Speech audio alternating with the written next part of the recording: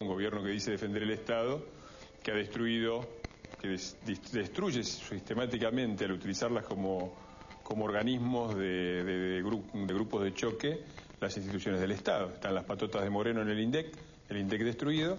Ahora la AFIP se organiza como una especie de fuerza de choque.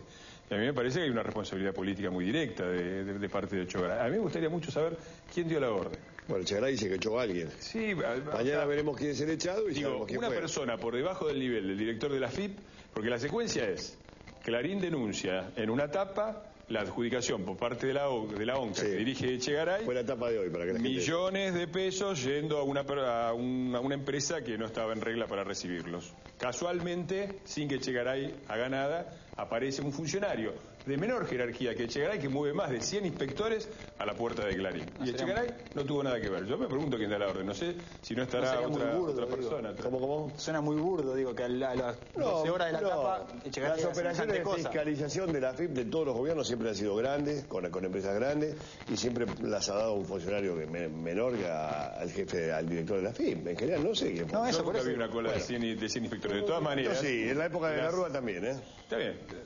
Digamos, obviamente que las inspecciones fiscales nadie se puede oponer, pero tiene que ser para todos iguales y no como represalia a las tapas, porque si verdaderamente se va a utilizar a la AFIP como un organismo de amedrentamiento, es eso. Ahora, ¿y cómo ve la tapa como represalia? Es una operación claramente dirigida. Es una locura todo. A que todas las empresas periodísticas, antes de publicar una tapa crítica al gobierno, piensan un poquitín. El doctor López dirá y después vamos a debatir la ley.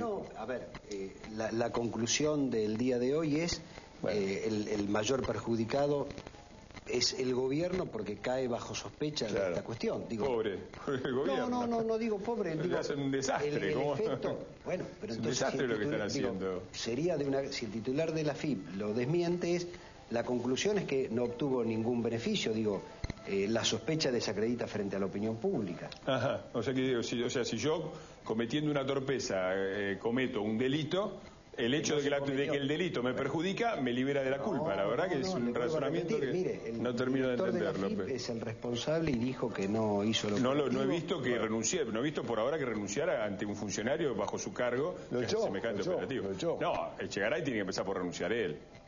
Podría empezar por ahí, ¿no? Podría empezar por ahí. Pero además, estamos discutiendo la ley. Porque lo que estamos discutiendo... A ver, vamos a la ley. Lo que estamos discutiendo es esto, es el marco en el que estamos en la Argentina. Yo lo que estoy observando es una destrucción sistemática de todas y cada una de las instituciones democráticas del país en cámara lenta. No todo de golpe, una por una. Tenemos un parlamento que actúa como escribanía o cuando saca leyes por unanimidad en diputados y en senadores con voto del oficialismo y de la oposición, viene el presidente y lo veta. Poder parlamentario inexistente. Poder judicial a merced del Consejo de la Magistratura. Por lo tanto, todas las denuncias que tenemos hechas, cajoneadas, no hay ninguna función de control al poder. Libertad sindical no hay, porque uno se afilia a la CGT de Moyano o no tiene dónde afiliarse porque la CTA no le reconocen. Ahora, la FIP, el INDEC destruido, la FIP utilizada como medio de coacción del Estado. Y lo peor de todo, una presidenta que todo el mundo sabe, es público y notorio, que las decisiones más importantes no las toma ella, sino el marido. Entonces, no tenemos poder ejecutivo democrático, cada vez tenemos menos parlamento democrático, no tenemos poder judicial, no hay libertad sindical. Ahora van por la libertad de prensa. ¿Con qué más se quieren que quedar? Que conteste el doctor López. Bueno, la realidad, una cosa es lo que aparentemente se ve y otra cosa es lo que sucede. En los últimos meses el Congreso ha tomado resoluciones importantísimas que el Ejecutivo envió al Congreso, que en algunos casos se consiguieron mayorías muy holgadas. Estamos hablando de temas centrales como la reestatización del manejo de los fondos de jubilaciones y pensiones, tema al que yo en la década del 90 me opuse, a las privatizaciones que fueron escandalosas y ruinosas para el país y para los jubilados, y eso salió, eso no se resolvió desde el Ejecutivo, sino que se resolvió desde el Congreso.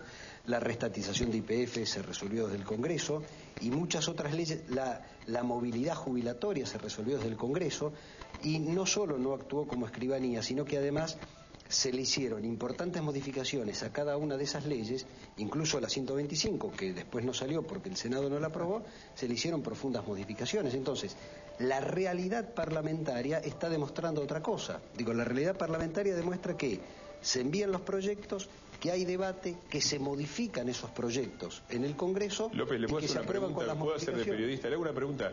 Nómbrame una ley importante en los 6 años de kirchnerismo, una sola ley importante que haya salido de una propuesta de la oposición, de un diputado de la oposición. Una. Nómbreme una ley importante que haya presentado la oposición con la que el gobierno haya estado de acuerdo. ¿Sabe por qué? Yo le hago ni una. ¿Cómo no una ley importante? López, ¿de qué está hablando? ¿A favor o en contra de la restatización de los fondos jubilatorios? La pregunta es, ustedes votaron en contra.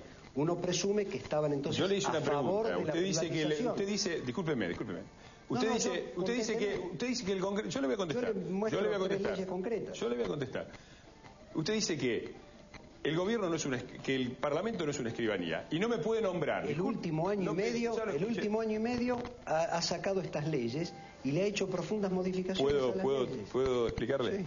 Bueno, usted dice que el Congreso no es una escribanía, que el Parlamento no actúa como una escribanía y no puede nombrar en 6 años, una sola ley de una mínima importancia propuesta por un diputado de la oposición. Déjeme terminar, López. Fue la ley de si habla usted solo va a tener razón, López. Segunda cosa, le voy a contestar lo de las FJP. Las FJP, yo les pido a los ciudadanos argentinos que hagan memoria de lo que ha pasado con eso. Porque durante 6 años el kirchnerismo le permitió a las AFJP robar a los jubilados privados. Después, cuando ya quedaba poco en la caja, lo que dijeron, qué escándalo, se robaron todo. Después de 6 años que ellos tenían la responsabilidad, ustedes tenían la responsabilidad de controlar que eso no sucediera. ¿Qué hicieron? Le pegaron un manotazo a la caja. ¿Y qué tenemos ahora? Una ANSES que juntó todos esos fondos, superavitaria, que le da crédito a las General Motors al 17%, mientras las pymes argentinas pagan 60 y 70%, y los jubilados tienen... El 80% de los jubilados cobra más o menos 800 pesos, ¿sí? Mientras la ANSES es multimillonaria. Eso es lo que votaron ustedes. Es muy difícil. La verdad que nosotros a esas cosas... Es muy difícil el diálogo porque hay visiones antagónicas. Claro. Los que nos opusimos durante la década del 90 a las privatizaciones, al neoliberalismo, desde el día 1, no desde el día 2500, digo, desde el día 1, que nuestros bloques parlamentarios en aquel entonces votaron en contra de la privatización del sistema, etcétera, etcétera. Digamos, durante una década y algo más pasaron estas cosas. Incluido el gobierno de la Alianza del que usted formó parte, sí, López. Lamentablemente, que fue el gobierno de la Alianza. No me parece que el gobierno de la Rúa se opuso a la década del 90. No. Que era la década de... ¿Cuál década era del gobierno de la Rúa? No era la década del 90. Formé parte, igual que Elisa Carrió, los dos sí, fuimos con en grandes las mismas diferencias. listas.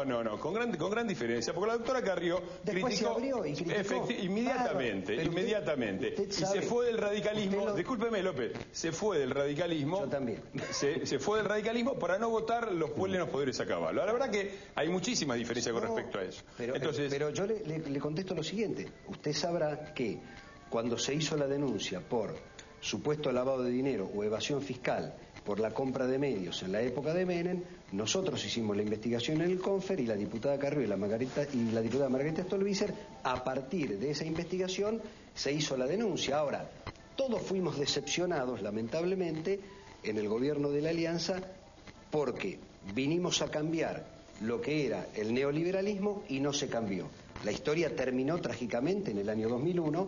Bueno, ahora, en los últimos años ha habido 14 aumentos de los jubilados, se sacaron leyes de movilidad jubilatoria y una serie de cosas que eran muy progresistas o muy positivas. Bueno, tenemos dos visiones distintas. Ellos votaron en contra de la restatización de los fondos jubilatorios y nosotros votamos a favor de la restatización de los fondos jubilatorios. Votamos en contra de un manotazo. Son interpretaciones distintas. Esto que pasó hoy, yo preferiría ir a algunas cuestiones. Esto que pasó hoy tiene que ver con la ley. Esto que pasó con la ley, o decía. Mire, le viene como anillo al dedo a los que se oponen al tratamiento de la ley. Yo, mire, traje un solo recorte. Se va a tener que pedir disculpas nosotros. No, mire, si usted no lo hizo.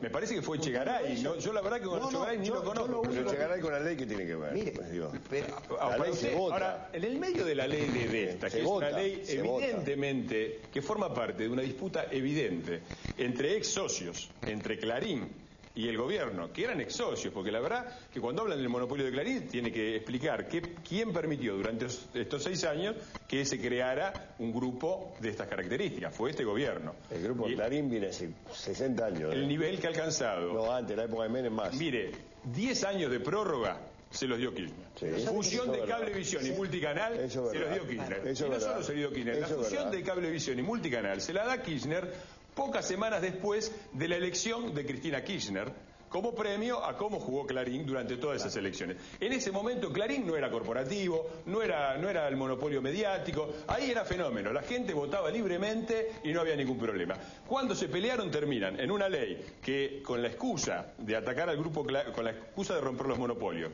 crea monopolios peores y encima le mandan ahora esta cosa indecente, porque la verdad, esto lo de Echegaray es indecente en el medio de esta ley y le parece que no hay ninguna relación entre la ley y que Echegaray mande 200 inspectores a la puerta de Clarín. La verdad que me parece que es de una gran ingenuidad pensar eso. Bueno, yo lo que digo es que la consecuencia es que le viene como anillo al dedo a aquellos que no quieren debatir la ley o que la quieren... Acá estoy, López, para debatir. No,